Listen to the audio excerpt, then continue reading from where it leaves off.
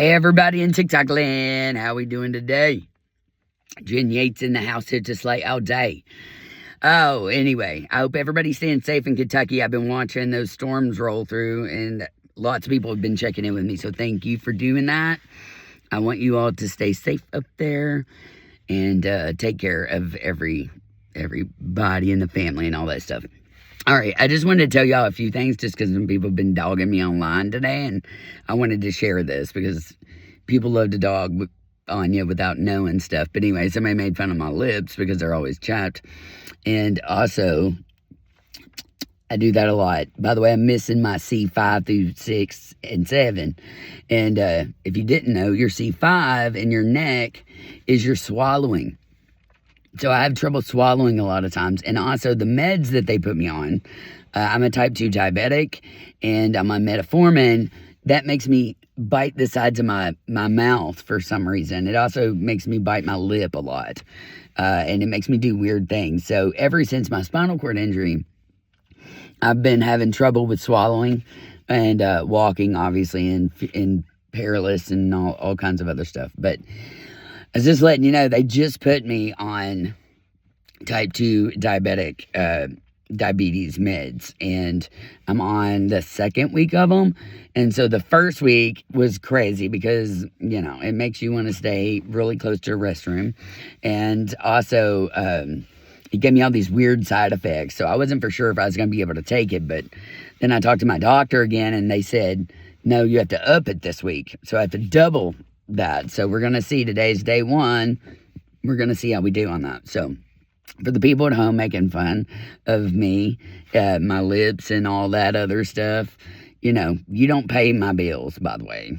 So I really don't care what you say. But I did want to explain that I have a disability and my left side struggles sometimes. And I've got finger issues. I do have motor skills, but I have constant shocks all down my arms. Like, it almost feels like someone is stabbing my hands at all times. And it'll do this one, then do the next one, then do this one. And it comes in like pulses of like 3s. Anyway, they've done all kinds of research on it. And it, you know, there's no guarantee it'll ever come back or regenerate. But I hope it does, you know, but it's a very painful thing to live with.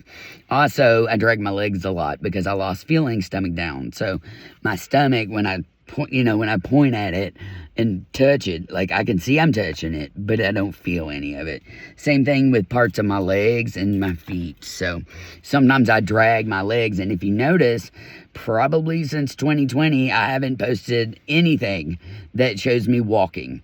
And I was telling another artist who's disabled and has suffered paralysis to the left side, we were sharing stories, and I was telling them that I was like highly inspired by watching their videos of their recovery, because I never filmed my waist down or my walking after my surgery, and I still don't, if you notice, because it's penguin waddle, I kind of call it, like barely.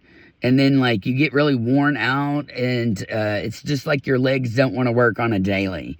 It's like the knees give out, the knees buckle, the legs just feel like jelly, really, from the waist down. So it's like you can walk, you have the motor functions, but, you know, by the way, one trip or fall could paralyze me for life. So I have to be very careful in everything I do. Like, I can't do a lot of things now.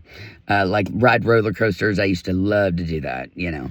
Bumper cars, I can't do that. I can't do motorcycles unless it's probably like a trike. Basically, I should just be in a bubble at all times, they said. But I just wanted to give you a heads up. The reason why I have trouble with the swallowing and all that is due to the injury. It's a spinal cord injury. I had a spinal fusion in 2020, in December of 2020. And I have trouble swallowing sometimes. So if you wonder why, that's why.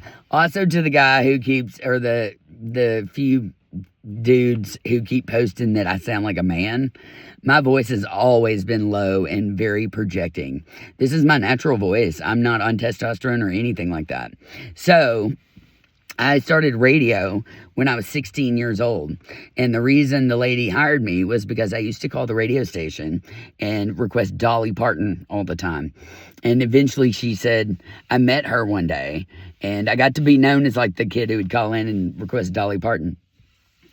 Then I meet her one day when I'm in high school, and I said, oh, you know, I'm a big fan. I'm the one that used to call in and request Dolly all the time. And she remembered me, the owner of the radio station. And she said, wow, you've got a great voice. She goes, do you have a job yet? And I said, no.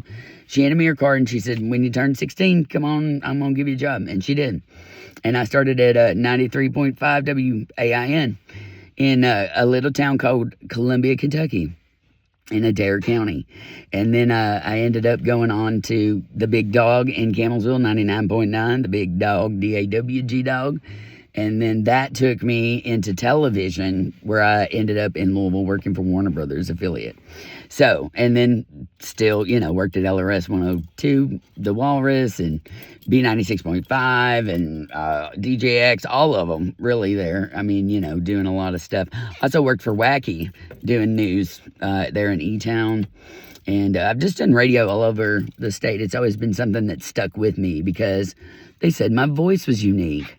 Also, my voice is low naturally. That's why I started to record Beverly McClellan and be just her producer to record her new songs that she had written. That's how our project started with Hillbilly Swagger.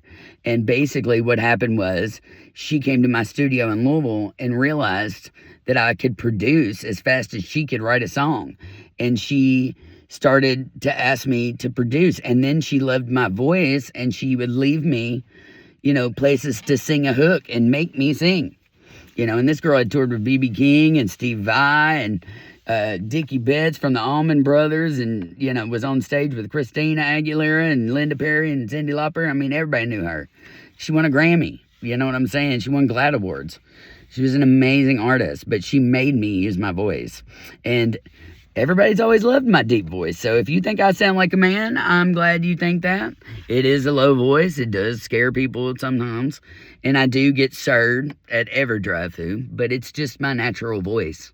And I've always, you know, worked in radio, made money from it. So I didn't choose radio. It chose me and thank you, Louise Wooten, for giving me my first radio job. And thank you, Dolly Parton. I appreciate that too.